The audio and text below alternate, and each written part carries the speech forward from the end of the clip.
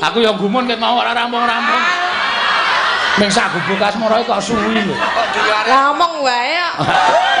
Geblek wingi tempene mambu. Lah ya nek kowe pas mangap pakune tak bleseke. Ya ben kenapa rampung-rampung lho, diganggu terus lho. Aku yang gumun ket mau ora rampung-rampung. Ming sak gubuk asmara kok suwi lho. Lah ngomong wae kok. Ah iya. Barang apa-apa nek disambi omong suwe. Ayo nek kowe pas mangap pakune tak bleseke. Iya, iya.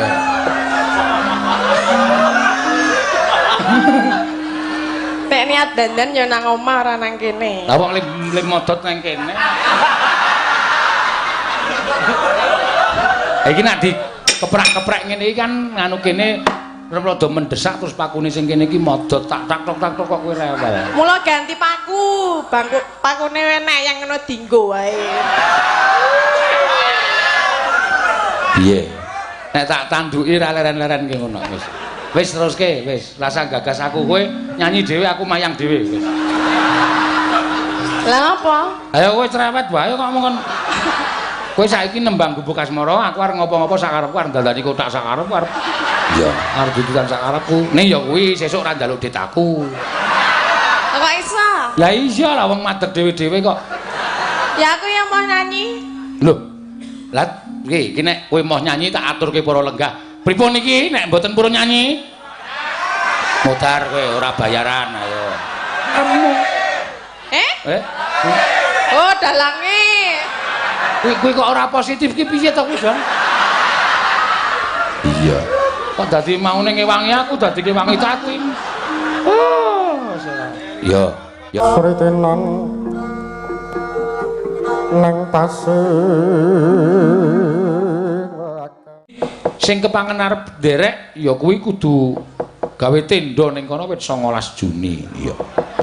Mergane engko nek ora komanan, iya.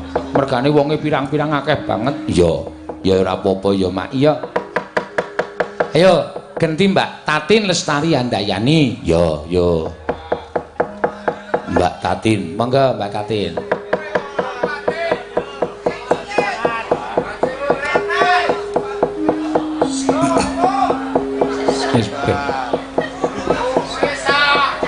Iya, Mbak Tatin.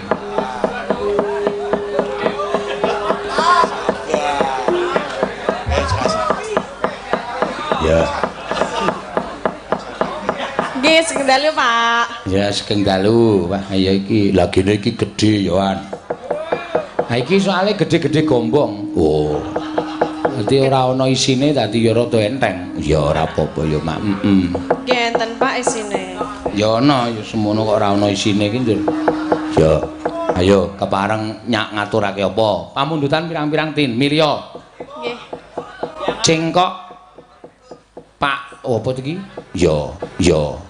Oh iya, cengkok Malangan, dandang kula cengkok Malangan, dawah kuda nyungkrang, nek iso aturna. Terus tembang kangen nek iso aturna, aturna. Ya, kepareng. Milya aku ora bakal ngarani. Terus gubuk asmara. Ya, nek arep kepareng iso pilihan sing endi aku ora arep ngarani. Ya. Oh nggih. Nggih, gubuk asmara nggih.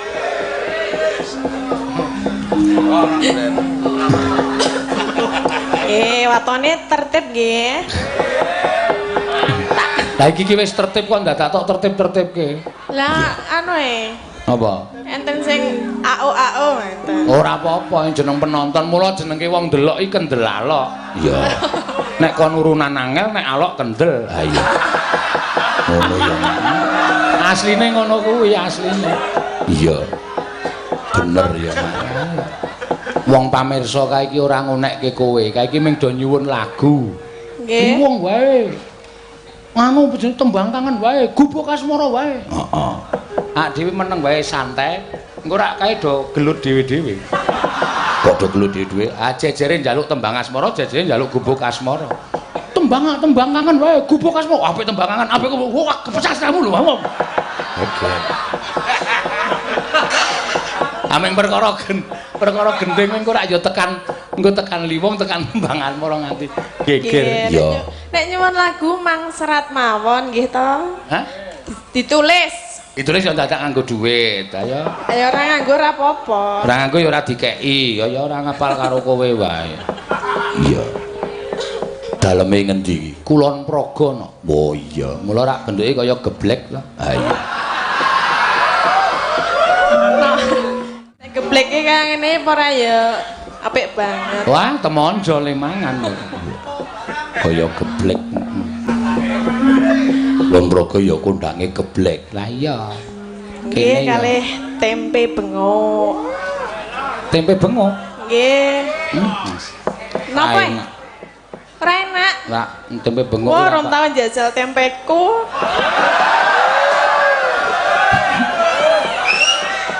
Tempe bengok jenengan dereng tau napa? Ora, aku nek sing Kulon Praga tak senengi geblek. Nek tempe aku ora patok. Lah niku gathuke geblek niku tempe. Lah iso kae kudu tempe. Lah napa? Kae jenenge besengek.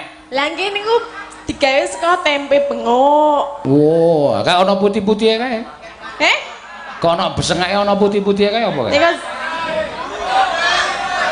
apa nek nang ngerti meneng wae. Jenenge kanil. Oh, jenenge kanil. Nek ngono aku jenenge kanil, nek kene napa? Oh. Ya kanil bener kae padha-padha daerah istimewa Yogyakarta kok Ya dibeda-bedake. enten sing beda lho, Pak. Ya ora kene ya kanil. Anjene kae sing tok kake aku tempene kok tanpa kanil. Kok berarti pas orang nganil nih kok, Pak? Nah, wis kurang berarti. Ora jos. Mula kok dicampur geblek kok sepo rasane. Weh padahal gurih lho nika. Gurih apa? Gurih apa? Iya. Nanging kanil niku gurih. Mula aku gah mangan ning nggonamu ya. Aku iki sinden ning Pretung e. Kok Pretung piye? Lah nek aku ki dalange bendina ngejak dhek ngekeki dhuwit. Ya. Tak jak piye mesti mbayari, ngono ya. Dolan dono ki ya geblek disuguh geblek ki ya diregani. Kok Pak Dahar, Pak, ning niku sak plastik 7.000. Lah kok ngono ya kebangetan. Lah nggih masa ya dalang kondang mung jaluki 7.000 kok le omong-omong. Lah 7.000 ki ya dhuwit e. 10.000 ora ana 7.000 ya mek kari 3.000 e. Lah saiki nek dalang payune mayut-mayut nek meng keleng 7.000 ora ya ora apa-apa ta? Aku iki sinden kondang bendina mayang kok ya bendina nyinden kok ya nyuguh geblek kok dadak tok regani. Ayo ora apa-apa karo bos. Aja kok geblek wedang we tok regani kok. Iya, mula aku seprene pet ra ning nggonamu to wegah aku. Lah ya gula iki ya tuku e padake gawe dhewe. Ora wis, kowe iki arep nembang apa arep wani karo aku to kowe iki? Anjenan duit 7.000 kok dikelirke. Ya wis ben kok ya. Ben kapok kowe iso nek aku dolan men ora mbayar. Iya. Dasare dalange pelit e ra umum. Geblek wingi tempene mambu. Kowe kon bayar 7.000.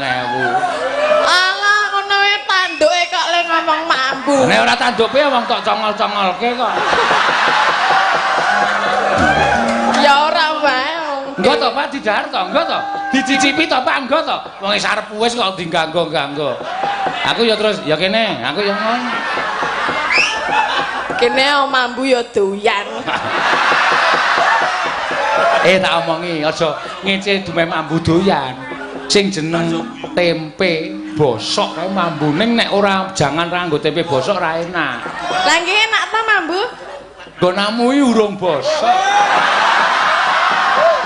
Semangit. Lah iya. Sing penting doyan rasa omong wae. Iki kok sinden iki nek karo kowe kok iki mbok iki cacah siji iki mbok nek karo aku jan le nganu nyilakake ngrekoso nak. Iya. Koso nak. Iya, ngono ya. Aja kok iki engko mesti ngudal-udal perkara nek aku latihan tak sugih gule kobis kuwi cerewete tekan ndi iki. Nanti wong sing streaminge ngerti lho. Nek aku streaming ngevlog kan mesti gimana Pak Seno gule kobis dengkulmu mlocot aku. Ya mung saka cangkeme cah siji iki. Nyata kok ngopo? Aning wingi rak ora. Sing wingi rak gule tenan, iwake tenan tak nganti tak cidukke. Lho, iki kubis po iwak, miprate didelokke aku. Alah iwak ping dikeki kok. Kae sapa? Ning iwak aran wedhus niku dikeki sapa? Sing juragane tenda kae sapa? Kae mbayar ya, Cung. Aku muni dikeki. Padake ya ming wangun-wangune ngono lho men kono ketok men. Iya, iwak wedhus dikeki. Wedhus ya dikeki, wedhus sak ilarang ya dikeki. Ya. Aku ndandani kothak kok. Mbok aja ganggu. Iki lho bakune modot ki tak. Ayo nek pas aja sing mangap aku. Ayo nek kowe pas mangap pakune tak bleseke. Iya, iya, iya.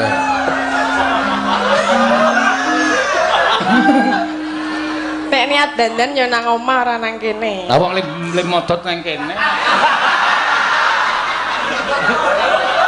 Iki nek di keprak-keprak ngene iki kan nganu kene rada mendesak terus pakune sing kene iki modot tak tok kok kowe rewel. Mula ganti paku, pakune enek yang ngono dinggo wae. Piye? Nek tak tanduki ra leren-leren ki ngono wis. Wis teruske, wis. Rasa gagas aku kowe nyanyi dhewe aku mayang dhewe wis. Lah apa? Ayo kowe cerewet wae kok ngomong. Kowe saiki nembang Gubuk Asmara, aku arep ngopo-ngopo sak karepku arep ndandani kothak sak karepku arep. Iya, arep dudukan sak karepku. Ning ya kuwi sesuk ra njaluk dit aku. Kok iso? Lah iya lah wong madeg dhewe-dhewe kok. Ya aku yang mau nyanyi. Lah iki nek kowe mau nyanyi tak aturke para lenggah. Pripun iki nek mboten purun nyanyi? Mutar kowe ora bayaran ayo. Anek nyanyi sapa sing bayar? Lho, ayo sak karepmu. Oh, dalange. Kuwi kok ora positif ki piye to kuwi, Jon? Iya. Kok dadi maune ngewangi aku dadi ngewangi cacing. Oh, ya, ya esuk dibayar. Ya. Gubuk Asmara ki nek nang kaset ki tuku 80 wae isih entuk Gubuk Asmara. Ya. Nah, selawe mawon. Sapa 20.000? Kowe. Kok ning kok 20.000 tenah do dituku. Ya kowe. Iya. Tresna tulus. Ya ben kenoran rampung-rampung lho, diganggu terus. Aku yang gumun ket mau ora rampung-rampung. Ming sak Gubuk Asmara kok suwi lho. Lah omong wae kok. Ah iya. Karang apa-apa nek disambi omong suwe. Ya. Nadyanmu engku. Dalange jenis tenane. Mbok ben. Nek kok ngene iki sing ngerti piyai sepuh, tak andani. Nek Ngerti napa? nah yo apa omongan kaya ngene iki sing iso nangkap ning piyai sepuh, wong sing wis umur. Ning nek mayang kok omong terus omong, "Wah iki wah kuwi sing cah cilik maune ra ngerti dadi ngerti." Oh, iki ngapa oh? Rasa tok jelaske to. Kok tangane dadak ngacung barang? Arep ngacung arep ora sak karepku to kowe kok. Kowe kok ngurusi pengacunganku. Lah aku weruh lho. Ayo wis ben. Tresna tulus mana ayo. Rasangku kuwi wae wis langsung wae. Langsung piye? Langsung lagu. Langsung lagu. Ah, senengane kok langsungan.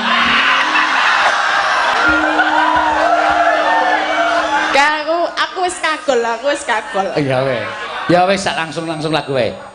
Nen. Apa kae? Lagu kae? Lagune cah iki. Yen liwat aku kelingan. Nah, yo ora apa-apa rasa nggo tresna tulus. Yo, yo. Jajal nek piyai lemu ngene iki nek ndangdute engko disesekil joget piye. Ayo. Tak dudang. No. Nenenenenenen kurang terus gembrobyos kae. Yo. Nek carane tempe terus dirubung kanil. Ayo. Yo. Oh, sing bahas kanil wae. Ya, ben ayo.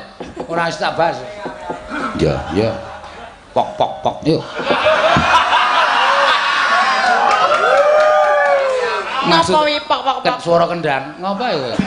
Masa suara kendang ngono? Ah nek kendang ya tak tundang iki. nek hawa adem kendang iki mlempem ta omonge. Ya ora men kendang sing mlempem. Ah, kowe senengane ngono iki ta kowe. Kowe senengane ngono kuwi kok. Lah apa kerupuk ya mlempem lho. Wong Nek kene hawane adem. Yo. Terus ke. Kursi kita. Ayo iki mengkari joget ki saiki ora usah perlu gerak cepat. Joget itu sedikit gerakan aja sudah membawa suasana. Kowe cukup ngene iki wae. Nenane kebekas mana. Iki wis sampe. Ya ora cocok karo kendangane. Wis ben kono biayaan ya ben sing penting kowe ngene wis cukup. Kok nyewohke aku ora joget dunekke. Ya wis terserah arep tak joget piye. Ya wis ben iki pancen kanca-kanca wis tak setel kok nggo ngapokke kowe kok. Aku mau wis ngangseni. Engko nek tiba ndanduk seseke ngono. Siap. Iya, jebulno ora iso obah. Ora iso, akal lemon kok. Ha iya. Aku mau nek banter-banter iki mau. Ya ora apa-apa, ya iki ming sedengan kok. Iki ming mlaku 80. Sing ngendang dase atos.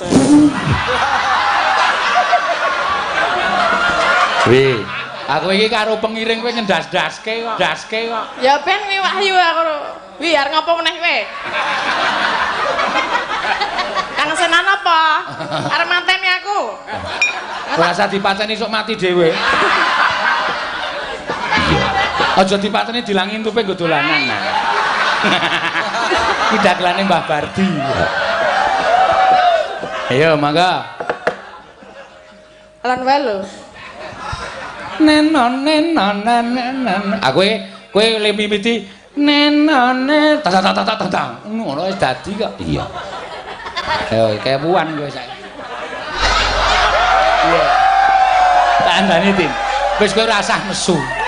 Kowe rasah nesu jebulno sing nabuh ya bingung. Bareng suwuk do mat-matan piye? Nang. Berarti sing atos ora ming ndase sing ngendang. Heeh. Dalange bareng. Iki mau wis penak alan-alan kok jenengan tok ngono. Pakune modho. Delok to pakune delok. Kowe ra entuk. Ora kok modat-modat iki kaya ngopo? Iki paku sok e.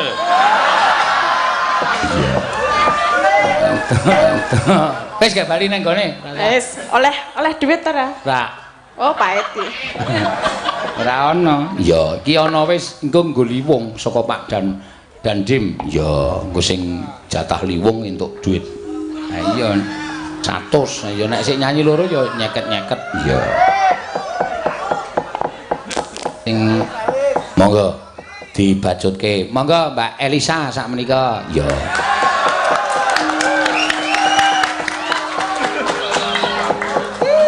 Dok keplok ngopo ya Pak iki ne? Ayo soalnya seneng kowe maju ki seneng kok. Wah, tak kira ana manuke keplok kabeh. Sugeng jalu, bapak-bapak ibu-ibu. Jalu kowe dian rame tenan niki kok tekan gendeng barang Pak penekan barang ke lho Pak. Halo Pak. Wah, nggih, manah-manah nggih Pak. Apa kok manah-manah ki? Hati basa Jawane mana. Kuwi aja tok basake ya. Hati-hati nek carane basa nek basa krama ngatos-atos Pak. Dumeh ati basa Jawane manah terus manah-manah Pak. Atos ki keras emange ndase atos. Ora aku ndase atos aku. Kae ora. Wah iya. Lah atos ki kan keras. Atos keras-keras. Basa Jawa ki aja tok artekke padha. Atos kuwi basa Jawa, basa Indonesiane keras ya iso. Ngatos-atos ngati-ati. Oh, atos si hati-hati. Ya pokoke anggere basa Jawa ki diganti os. Ngono diganti. Oh, ganti os. Nah, pokoke nganggo es dadi di Suparsan Wonosari ya, Wonosantun. Nah, oh, Wonosantun kene. Monggo bidal wonten mangke liwat wonten Imo Gintun. Imo Gintun. Imo Gintun iki ngendi ya? Raretine? Imo Giri. Oh, Imo Giri basa krama iki. Nek arep dumugi pasar Karangkajon. Nah, pasar Karangkajon iki ngendi? Karangkajen. Oh, Karangkajen dari Karangkajon. Ora, tak apusi kok ya manut wae. Nggih, niki wonten Giri Tertos. Nah, nganggo os, Giri Tertos. Dusune? Dosone apa ploso ne? Ploso sing nggo lingkuh kaene. Kae kloso. Beda meneh. Iki dusun jenenge Ploso. Nek sing nggo jenenge kloso, nek jajare kloso ana watu kepruke ndasmu. Ngono wae nesu, santai rasane nesu. Ora nesu. Iki aku mau wis digawe mumet karo Tatin, saiki kowe medun malah sirahku saya cekot-cekot. Ya salah sindan kok ngene diopeni, sindan cerdas ya kaya ngene iki. Seneng kok aku ngopeni kowe. Ya kodho nek iki kowe iki wong pamomong, aku fakir miskin. Dadi ya kudu diopeni. Ora apa-apa tak openi no. Tak openi sak modarmu. Modar-modarke. Emangnya tua sapa? Tua kowe ya modarku siken no. Ya ora iso. Apa dume tuwa ki modar sik? Ora mungkin. Kabeh ki ana ngastane Gusti. Sing jeneng kambil kae tuwa tetep gemandul akeh. Ning bluluk cilik tiba akeh. Oh iso ya, Pak? Iso. Oh, berarti aku ya iso sikian limeti. Iso kok. Ya engko tak takon sikik lah, Pak. Tak takon ku sapa sing sikian ya, Pak. Mbok menawa tak telepon. Wis ora ngrembug kaya ngono malah. Rapere. Medeg-degi ya. Ya. Selamat kagem apa dongamu apa kagem dusun Ploso kene. Nggih, mugi-mugi napa mau ketoke ajeng damel sumur bor. Heeh, regawe sumur. Ah, mugi-mugi kathah nggih toyone nggih. Toyone lancar nggih. Dados saged tandurane dadi apik-apik kabeh. Ha iya, soalé kene ya nuwun sewu nek nggon banyu ki angel. Pian pegunungan. Pegunungan. Mula pancen kudu gawe sumur bor. Kuwi lek ngebur jerone ora jamak-jamak. Ya. Oh ya kudu jero ben kabeh iso mili ya pane. Heeh. Dadi dipaske biasane ngundang Mbah Kau. Mbah niki sing wonten toyone pundi terus didungani goleki. Wes kene iki. Burang, nek cocok. Kok iso reti piye bicarane? Aku ora ngerti. Lha kowe dalang biasane canggih lho. Iki rapate canggih kok iki. Rapate canggih. Nek kon golek banyu aku ora iso. Ora iso. Kuwi wis ana tugase dhewe-dhewe. Oh iya, ngono ya. Oke, nggih mungkin niki ndarek mangayu bahagia nggih. Wah, iki penonton elok tenan. Iki mau streaming barang 9.800, Pak. Hampir 200 lagi 10.000. Iya, arepe 10.000. Ana ning kene kabeh so tekan gendeng, tekan uwet-wetan ngono ya, Pak. Nek di toko kene. Ya sing ati-ati, sing nang dhuwur gendeng ati-ati. Nggih, ngatos ates, nggih. Ngatos kuwi ya. Ngatos, Pak. Ya, nembang apa sa? Wau napa dandang gula ne Malangan ya, dandang gula Malang, kowe sing kewajibanmu kuwi dandang gula cara Malang, ya Jawa Timur. Nggih, wah iki katahe. Wah, Bapak halo, Pak. Oleh joget mau kaya ula ya, Pak. Mung ngene-ngene iki sempit nggone.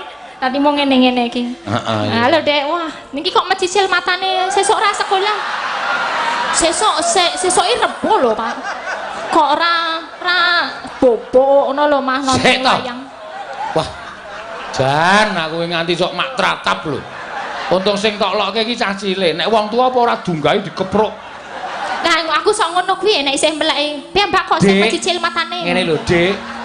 Kok isih melek, kok mripate isih bening. Lho kuwi luwih sopan. Mecicil matane.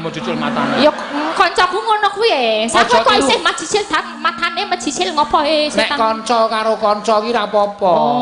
Ning nek karo bocah diajari sing apik, Dik kok isih bening mripate ngono. Engko dheke kuwi cah SD ra ngerti engko malah dadi kancane ngerti kabeh. Nek ketemu kancane, "Ya nek isih mecicil matamu." Kuwi gara-gara kowe lho wingi. Oh iya, mboten pareng nggih, Pak. Mboten pareng. Kok tasih melek, wah besok sekolah ra, Dek. Sekolah. Oh, sekolah. Seneng wayang ya, saiki cah cilik-cilik do seneng wayang, Pak elok iki. Wah, wis aku iki nek gelem buka sanggare nganti kemruyuk. Iya, ngono ya. Heeh. Aja teng ra tau dipakani nek ning sanggare Pak Seno. Pelit. Ya arep piyayi Sulawesi ning nembang cara ngendi wae iso. Ki mau tembangan cara Malang, ayam cemeng. Nah, pintermu bal nyopute iki tegese piye? Mobal dasine putih. Das meneh. Mobal yo kan nek delok ning YouTube ae lho mobal ngono kuwi ana gambar genine ndase ngono. Mobal ki apa, Pak? Kene kowe takon aku. Mobal ki yo wis umop. Wah. Hah? Uplok. Uwoh. Kurup. Murup. Murup. Murup nyala ya.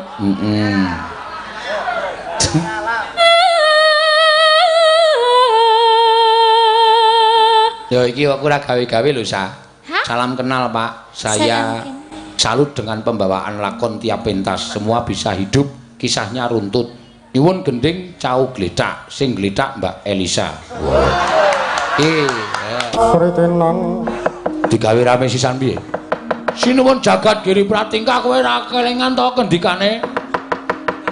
Nek nganti kembang Pelemper Tangga Jiwa karo kembang Jambu Dipa Nirmala kuwi diwenehke karo Petruk, mengko dianggep pukulan Hyang Jagat Girinata kuwi piyai sing ora adil, dewa sing ora adil. Kanthi aku menggaris ngandhapi kata-katane Sinan pukulan Bathara Guru kuwi aku curiga. Apa? Curiga.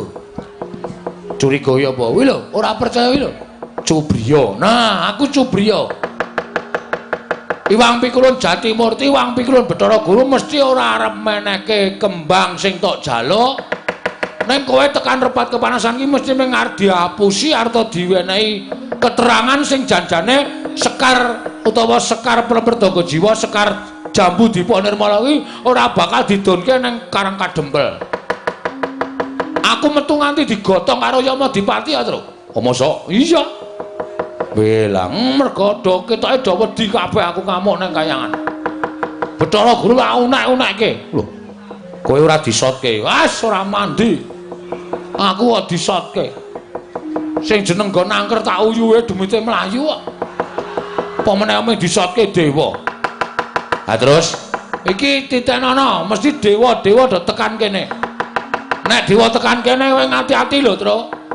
Nek kowe kon bali aja gelem, bali kena ning bareng karo Sekar Pertangga Jiwa, Sekar Dipa Nirmala. Ya, manut karo kowe le. Heeh.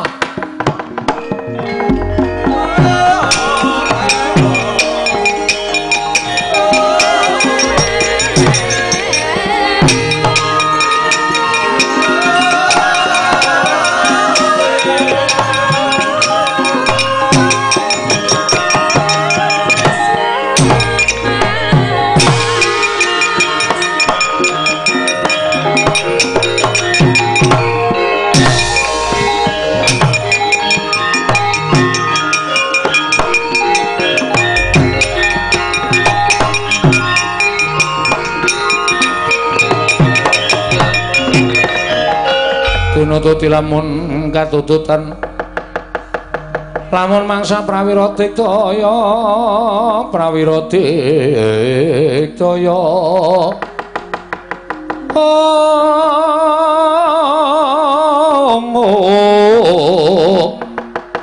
Runanggono magawe gelari rawang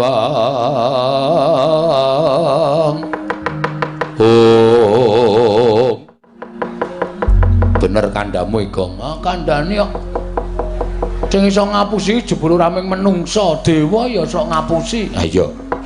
Ngati-ati lho, Tru. Rasa kuwatir, Go. Aku wis disebul mbun-mbunanku ping 3 karo bapak. Jare bapak aku digdaya, tak jajali nek mungsuh dewa iki menang apa kalah. Ngati-ati. Heeh. Malah kowe wae sing ndelik. Ngapa? Kowe disebul to? Nadyan ora disebul dening bapak, cobane aku nek mungsuh dewa, Tru. Menang apa kalah kira-kira? Ketoke kalah. Apa? Aku ora disebul kok. Ora masalah. Men kalah ya men. Ya wis diantepi ya diantepi. Bakti kula kunjuk pukulun Sang Hyang Bathara Indra. Ya pitruk tak tampa pangestuku Tampanana. Nggih, sangat anggen kawula ndadosaken jimat. Pulundra Brahma bakti kula kunjuk, ya pitruk tak tampa pangestuku Tampanana. Kula pundi? Sing mburi sapa, Tru? Bathara Brahma. Wah, iki sing seneng sok ning radio. Lho. Sapa? Brahma Kumbara? Udu Brahma Karak. Wis kuno banget Kong aja ditokke to. Wis do lali kuwi iki. Kuwi jaman cilik-cilikan kowe Brahma Kumbara kuwi ora. Heeh ya. Pukulan Bathara Indra bekti kula konjo. Ya Bagong tak tampa. Kowe mau tak gendong kok merucut. Sampeyan ning gendong meng angas-angas kok. Ora serius mula kula obah wae tiba terus mlebu melih teng Suralaya. Iya, nggih. Terus dibopong karo Kakang Pukulun Bathara Yama Dipati. Ah nek nika lho nyikep tenanan nganti rasa ambegan aku. Nanti tekan riki niki Bathara Brahma bekti kula konjuk. Ya Bagong tak tampa. Pangestu ulun Tampanana. Nun niki sangat anggen kawula dadosaken jimat. Saya ya terus tak golek banyu. Lah ngopo? Kae Brahma kae dewaning geni nek ora disiram engko ndak ora murup genine ade cilaka. Rasa. Aku wis jebul mbun aku ping 3. Rasa kuwatir kok. Wigatosipun ngemban dawuh timbalaning Wang Pikulun Jatimurti ya Rama Pukulun Sang Hyang Jagatnata. Petruk dina iki kowe kon bali. Ngandel ora. Terus Sekar Pertangga Jiwa, Sekar Dipanirmala ora bakal diwenehake marang kowe. Merga kuwi kembang kayuwangan. Ora sadengah titah iso mboyong wujuding kembang kemapan ana ing kayuwangan. Mangriyen to, bapak niku ya dewa. Ya wong bapak niku wujude titah. Ngoten. Dadi nek bapak nyuwun Sekar Pertangga Jiwa, Sekar Jambu Dipanirmala niku wis sak trepe wong bapak niku ya panjalmaning Jawata. Ngoten. Kok ora dikeparengake? Kok Iwang Pikulun Bathara Guru ngendika nek ora saben titah iso mboyong Sekar Dipanirmala lan Pertangga Jiwa. Niku ateges Iwang Pikulun Bathara Guru wis nyebratke bapak minangka dadi ganeping Jawata. Monggo nika titising Sang Hyang Bathara Ismaya. Riwon kula nyuwun keterangan. Nek kula entuk keterangan sing gumathok ora apa-apa kula bali. Kula tak matur kersane bapak. Ning nek mengke bapak nesu, dadi manik maya wis ora nganggep aku kakangne. Petruk ora usah melu-melu. Aku tak munggah ning kayangan. Sapa sing wani karo bapak? Ayo. Wangsulan, Ndra. Apa sing domongke Petruk iki betul? Iki mumpung aku karo Petruk isih gedhe palimarmane. Ora ngamuk ning kayangan. Nek nganti aku karo Petruk ngamuk, upama aku kalah, aku medhun ning omah, ning Karang Kadempel. Pak, aku diajar karo Bathara Indra, karo Bathara Brahma. Nek bapak nesu piye? Blogegku geku kesadulita, lit. Mel. Indra karo Brahma kok ngajar anakku tersayang. Kepengen ora suwe le dadi dewa, munggah ning Sulendra Bawana, munggah ning Swarga Dahana, ngubal-ubal entut mudhar. Ngontute bapak iki, aku wingi dintute 4 sasi opname. Ya, Tru? Ayo sembrono ora? Wose gelem bali apa ora? Nek kula pulun wangsul penak awamu. Yen mboten pulun wangsul, mapan tak cemplungke kawah condro di muka. Waduh. Gong, cemplungke kawah condro di muka. Ora apa-apa ndung ngadus kok awake dhewe. Kawah condro di muka ki apa? Kolam to. Wis. Kawah condro di muka ki geni utawa neraka sing nggo ngukum wong sing tumindak angkara. Isine geni tok, kuwi nggo nyiksa wong. Aduh. Ya mulai. Lho kok jare mulai pita? Wis wajib tak paneni kok mulai. Rasa wedi, Tru. Kawah Candra di muka dicemplungi wong ora salah karo awak kaya awake dhewe iki genine adem. Sing kandha sapa? Aku ngono. Lah nyata apa ora? Lah mbak aku meng ngarang kok iki.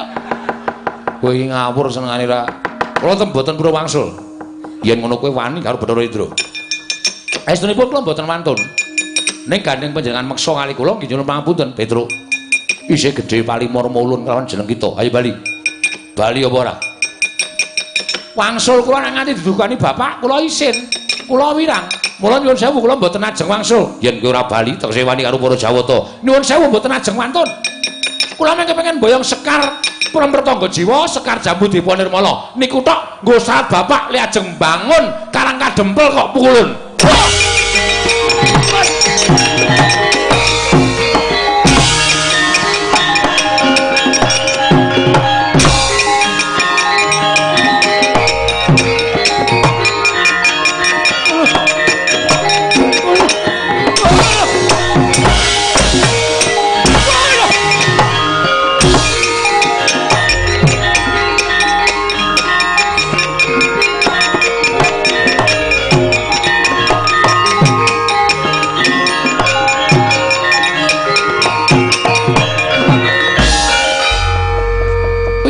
Jare wis disebul ndase.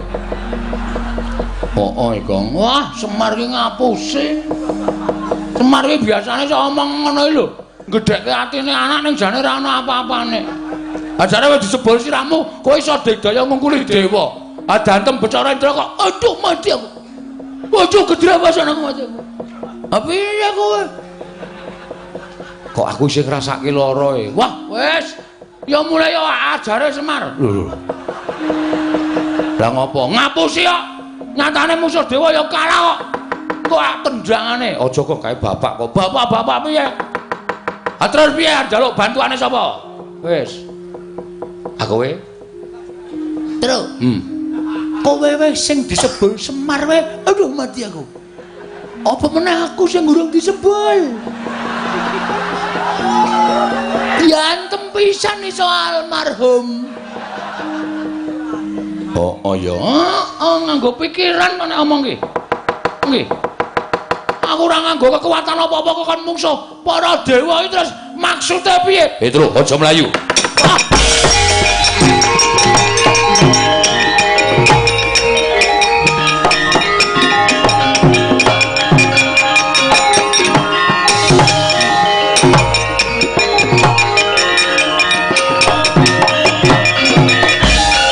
Adine arep melu-melu.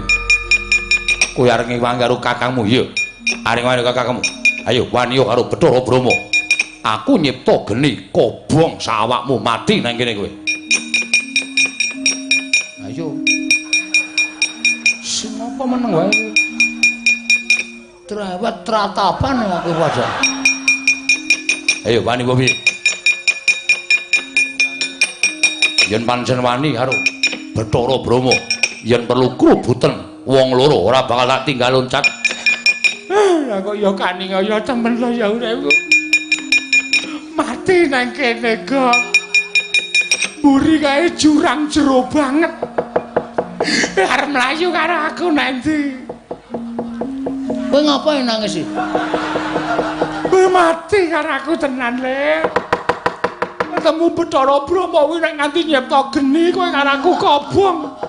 Melayu matamu buri iki lho jurang iki lho repat kepanasan ki dhuwur gunung dhuwur banget iki jurang arep mlayu nang ndi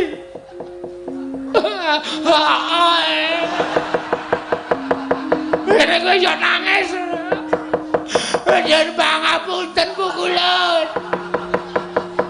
kula sing nyonaken pangapunten Petro bali ora bali pripun mboten wonten dalane bali liwat papan utawa dalan sing bener kandha karo bapakmu Siwa Semar aja ngarepake Sekar Jambu dipun ilmu lan perlem pertunggu jiwa walah iki dhewe tekan omah isih dunek-unekke bapak ya nek mung dunek-unekke nek diunek-unekke nganti kaya ngono kae monggo bapak ki nek ngunek-unekke santen-santen Bagong Petro anak kongkon rang rampungi wis tak kandhani to nek aku ki kakangne Bathara Guru kowe rono ki kowe sowan Pak Lek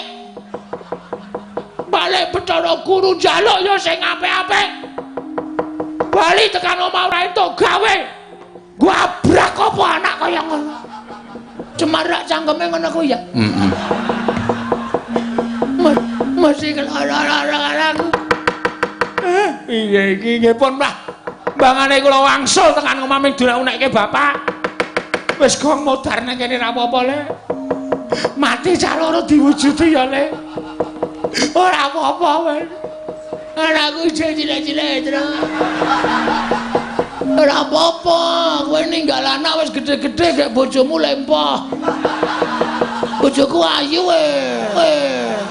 ditinggal ya mane-mane man degomu mlocot ora kowe senengane kowe mati penak das utangmu akeh ayo mati aja lah witekno wis ora ana dalan wis kowe karo aku manut wae kok dikapak-kapake manut waton pasrah wae kene marganing pati yen manjenis manut perkara engko bapakmu ora trima perkarane karo Kanjeng Rama Pukulun Jatimurti sing wigati anak-anake wis wani gawe geger Suralaya peluputane titah sing wani geger Suralaya mung wajib dihukum cemplungke kawah Candra Dimuka ing kene marganing patimu kowe Panakawan Petro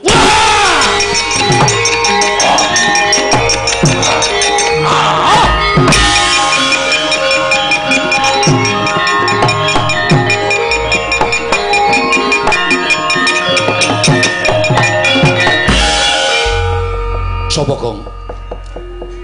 Kancamu apa? Kaya kancaku sing parkir nang Imo Giri kae, Tru. Rambutnya ya rewo-rewo ngono kae. Nek kok gereng ya, Gong? Hah? Kok gereng ya? Buta kae le, hah? Buta. Lho sapa ya, Tru? Mengko pukulan Bathara Kala. Engko nek pukulan Bathara Kala kae mung duwe pamrih kae mesti. Ngewangi kowe engko nek dewane kalah kabeh, Pedro, Bagong, aku luwe. Kowe dadi panganku, modar. Mati meneh.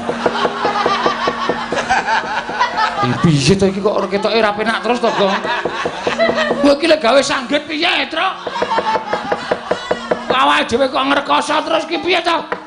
Wis dasan dadak. Piye-piye kalah cacak menang cacak buta kae tututi takoni sapa, Gong? Yo!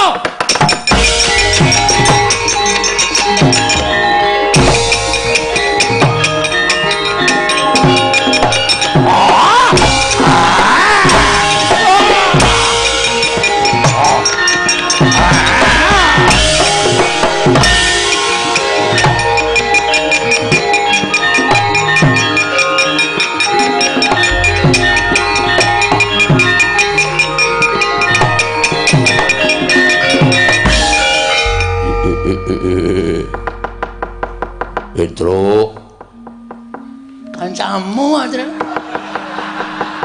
Getarane. Aku iki kenal karo kowe. Pedro. Sapa, Tru? Kowe kok ndek kanca gleleng ngene? Mbuh aku ora ngerti. Aku iki ora ngerti. Aku kono tepung karo kowe. Kowe iki senengane ngapusi. Sapa? Nuwun sewu, kula niku bingung panjenengan kok nyebut kula Petro ngoten niku. Panjenengan kenal karo kula lho. Oh ladal. Ora kenal sebab piye kowe tau urip bareng karo aku. Engko gek kowe iki ya buta to, Udu. Ngaku wae, mulane wingi pitik kuthuk kuda modar iki tok cokoti ya ora. Oh kan kamu buta-buta kaya ngono. Medeni truk ora. Iki lho ana buta teko truk. Nganggo kopiah. Ya wis ben mengki wae ora. Petro. Aku ora mentala krungu penangismu mula aku mudhun saka Karang Kawidodaren. Lho. Widodari udu sik to meneng to. Meneng sik. Apa-apa tok saut. Iki ben omong sik, engko ora dhewe jelas, ora apa-apa disaut. Lah kamu nih, aku medun saka Karang Kawidodaren. Mosok widodari bentuke kaya ngene. Aku didhawuhi dening dewa supaya njaga Karang Kawidodaren saka bangsaning jim diunggahake dadi bangsaning dewa. Jim Gong. Oh, wis rasa takoni paham aku. Sapa? Iki nganu iki Jim dan Jum. Jim dan Jum. Kayak serial TV lah. Sapa itu? Petro Nun. Kowe tau urip bareng karo aku ning jamaning Jim. Sadurunge kowe dijaluk dening Semar, kowe nyegat begal karo Semar. Dituduti awakmu.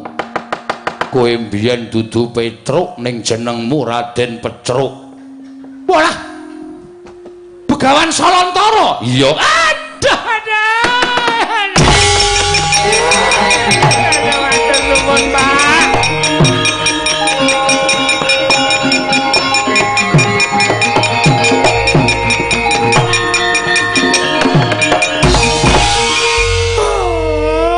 Bapak. Iya.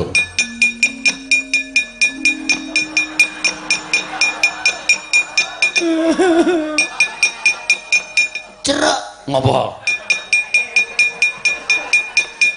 Jare jenengmu dudu Petro. Sapa? Raden Pecruk. Kok iso dadi Petro e? Oh, dibenerke karo Bapak Semar. Lah terus kuwi sapa ya, Tru?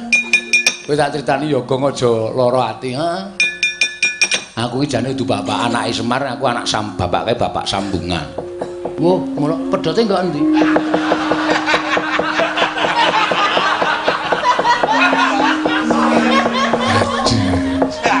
Maksudnya bapak sambungan ki aku ki mbiyen dopeni karo bapak. Tegese bapak angkat ki nek carane Jawa bapak sambungan. Mengkono. Heeh. Iki bapakku asli. Masa? Heeh. Bapakku asli mbiyen bangsaning jim saiki dadi dewa. Wah, bajigur iki. Anak dewa e. Heeh. Ya nyun ngapura, Gong.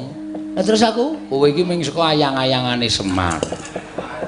Bapakmu ya ora ana, mbokmu ya ora ana, dumadi saka ayang-ayangane Semar. Sing nyipta mbiyen ya Iwang Pikulun Sepada Wenang utawa Iwang Pikulun Asih Prana. Oh, tepung aku nek Asih. Asih Prana. Marse apa Asih? Nek Marse tepung aku klawer to. Udu.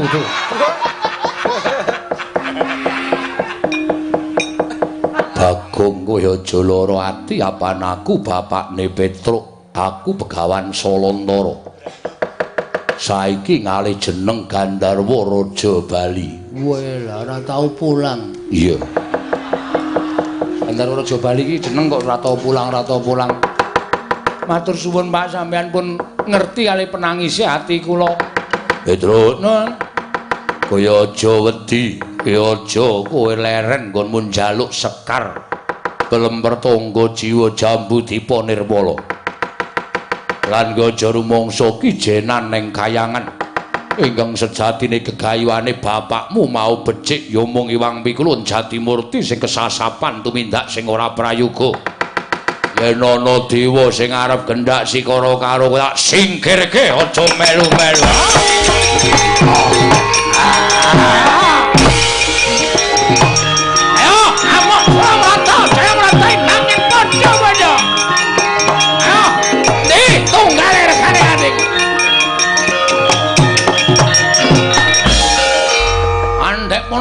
Sia-sia arep Petruk. Ayo kene ayo. Ayo 3.000 entuk anduk. Rumangsane nyepelek karo Panakawan Petruk. Gleleng. Temu bapakne. Iya. Wah, dewa iki aja tak sumbari. Dewane pirang-pirang, bapakmu lagi ngladeni dewa siji, ya mula dipati nganglang jagat. Ayo, slebdul modar. Nek ra prayitna, Bagong iki nek ngomong sok nyemelangi ya ora. Aku ki mek ngomongi kok ora. Ora medeni ya ora, mek ngomongi. Heeh. Mek ngomongi. Wong urip nang donya iki dibajeke omong kosong. Omong kosong ora. Sritenan nang tasih